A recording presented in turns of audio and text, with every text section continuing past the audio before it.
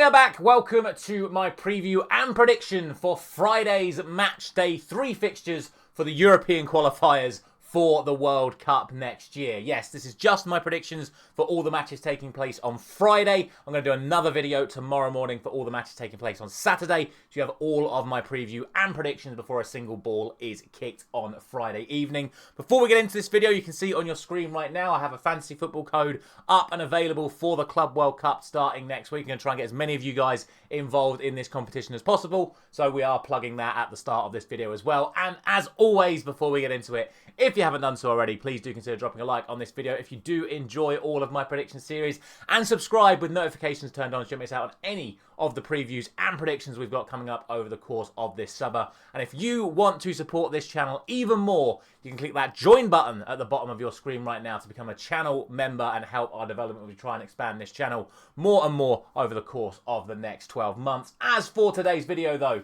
this is the state of play. We are 22 out of 24 in terms of correct predictions for the European qualifiers so far. 4 correct scores as well. So a pretty damn good start to these European qualifiers. But we have 6 matches we're going to talk about today. All the matches from I, J and L for this week. So without any further ado, let's get straight into it. We're starting off with Group I. And we're starting off with the game between Estonia and Israel. And unbelievably, these two sides have already played the reverse fixture for their qualifying campaigns. So I can tell you about it, and it was a 2-1 win for Israel back in March. So they're going to have played both of their matches against each other before most teams have even played each other once, which is a very weird way of doing the fixtures, but here is how we are. On match day 2, though, it was Israel who were beaten 4-2 by Norway. However, Estonia got an impressive 3-2 win in Moldova, which has meant that they are now level on points going into this game. Now, granted, Estonia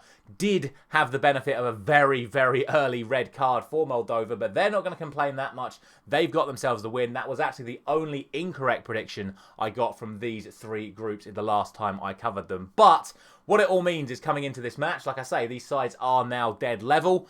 And it means that Estonia do have a bit of momentum going into this fixture at home, especially, like I say, given the fact that they are at home. They are going to be missing a couple of players as well, though, because Peetson got a yellow card, meaning that they got booked in both of the games so far, so they're going to be suspended for this match. And not only that, Polumet got a second yellow card within the match and got sent off against Moldova last time, so he is going to be suspended for Estonia as well. Israel, they have no fresh concerns coming into this match. However, you look at the actual form of these two sides at the moment, and there's definitely a remit to suggest that Estonia have a chance of getting a result here. Like I say, Israel were very, very poor in their game against Norway. They were absolutely battered. They were lucky to get away with it being 4-2 because if you actually look at the highlights from that game, their first goal was a wicked deflection and their second goal was the last kick of the game. So realistically, Norway could have won that one 4-0. And like I just said, they didn't really lay much of a glove on Estonia in the first game, which they only ended up winning 2-1. So even though the vast majority of people are going to have Israel as the favourites for this one, and if there's going to be a winner in this match, I think most people expect it to be Israel. I'm actually going to go for an early upset here. And I'm going to go for a 1-1 draw for Estonia and Israel. The other game in the group may look a little bit more interesting, but I'm not so convinced. We've got Norway, who are on a 4-game win streak, taking on an Italy side, who are actually 3 games without a win in all competitions. But they did come from 3-0 down to draw 3-3 against Germany in the second leg of the quarterfinal of the Nations League. Sadly for them, that wasn't enough for them to overturn the full deficit, and they ended up losing 5-4 on aggregate. But if we want to talk about Norway's 4-game win streak, Italy is by far the toughest opposition they have played in a very long while. And the last time they did play what you would consider serious competition, with the greatest of respects to the sides they've beaten over the last few months, the last time they played any serious opposition was Austria, and they lost that game 5-1. So I still think there is a lot to suggest that Italy are going to be the very strong favourites here.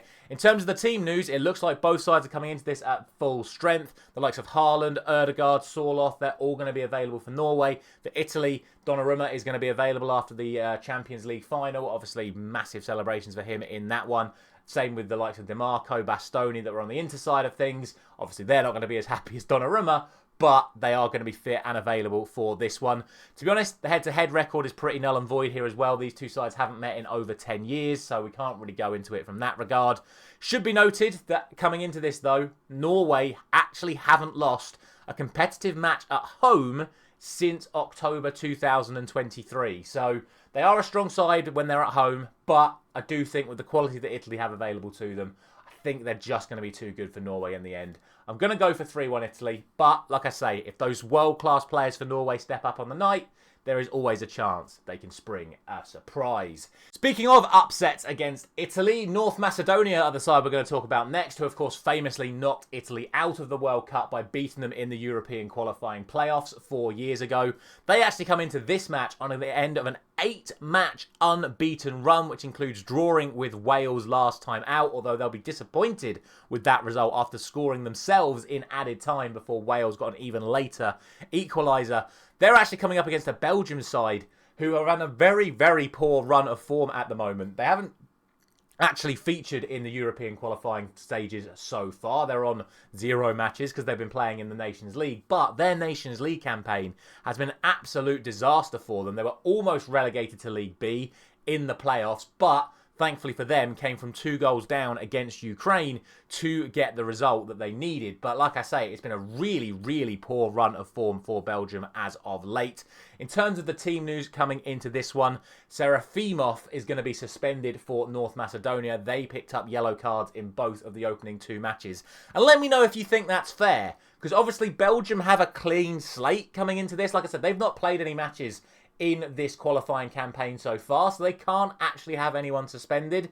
Meanwhile, North Macedonia have to have a player suspended because in the 2 matches they've played so far, someone got booked. I don't know if that's kind of fair if Belgium get to have that clean slate and North Macedonia don't, but like I say, that's a discussion for you guys to have.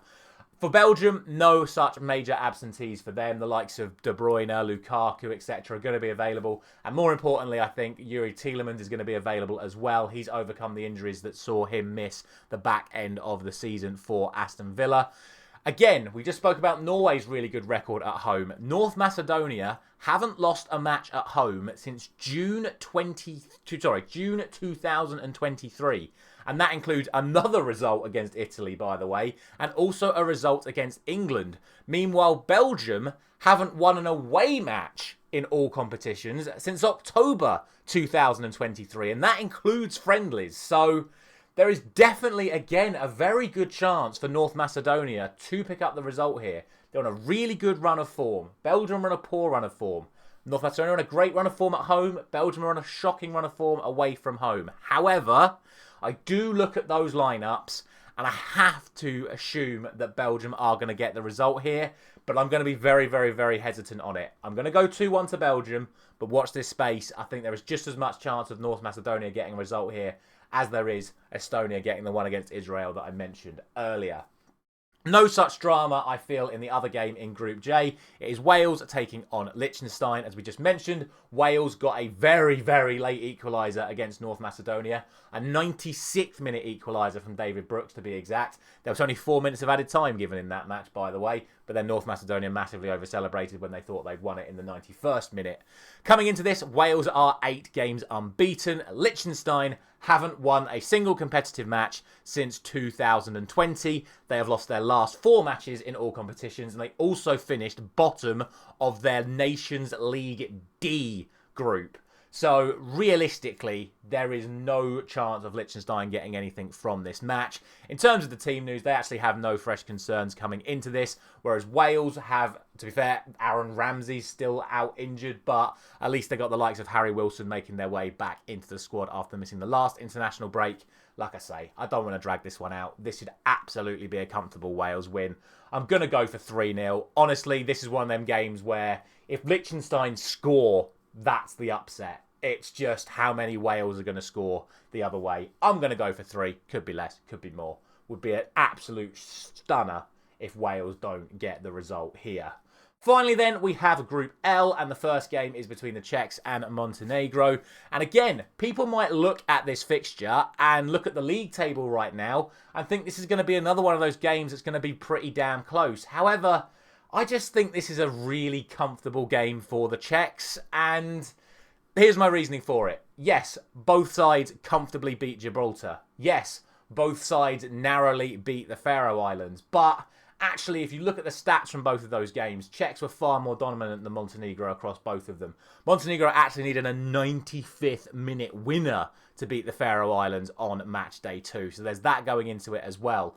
But then you actually look at the overall form of these two sides. Czech Republic are unbeaten in their last 7 matches in all competitions, which included winning their Nations League League B group. Montenegro, on the other hand, lost all but one of their Nations League League B group and actually ended up getting relegated. Czechs are also half the places higher in the FIFA World Rankings. So, on paper, the Czechs are a far, far stronger side coming into this. And then furthermore, these two sides actually met in a friendly. Yes, it was a friendly, but they did meet in a friendly 2 years ago, and the Czechs won 4-1 away to Montenegro in that one as well. In terms of the team news, no fresh concerns for the Czechs coming into it. I've seen a couple of reports saying that Marasic could be injured for Montenegro, but I've not seen anything sort of like concrete to confirm that that's going to be the case. So we'll see on that front, irrespective of whether Marasic is fit or not for Montenegro. This should be a Czech win, in my opinion. So I'm going for 2-0 to Czechia. And then finally, it is Gibraltar taking on Croatia. And again, I don't want to waste people's time here. I think we all realistically know where this one's going to go. Gibraltar have lost both of their opening games so far. They've just lost 4-0 to the Czechs last time out. This is Croatia's first match of the tournament so far, and they're coming into this only 185 places higher than Gibraltar in the world rankings. To be fair, Croatia have actually only won one of their last 5 matches in all competitions, and even the one that they won actually meant nothing in the end because it was their first leg win over France in the Nations League quarter-final. They obviously lost the second leg and then lost on penalties, so even their win didn't actually matter. But with the greatest respect to Gibraltar, they were playing sides significantly more difficult to beat than Gibraltar. In terms of the team news, again, no fresh concerns for Gibraltar, no fresh concerns for Croatia. And of course, the legend Luka Modric will be looking to make an impact once again ahead of the Club World Cup for him and his then eventual move to AC Milan. Surely this is a very, very easy win for Croatia. I'm going to round off today's video with a 4-0 win to them. And that is going to be it for today. As it is said at the bottom of the video throughout, again, don't forget to like, share and subscribe. Click join to become a member of this channel. And of course, comment down below with your predictions for these 6 World Cup qualifiers. And again, another reminder, I mentioned it at the start, I'll mention it at the end. Don't forget to sign up to our Club World Cup Fantasy Football with the league code on your screen right now. Thank you very much for watching. As always, we'll be back tomorrow morning to cover all of the World Cup qualifiers taking place on Saturday. We'll round it off by putting the scores back on the screen for you once again. Thank you very much for watching. I'll see you very soon.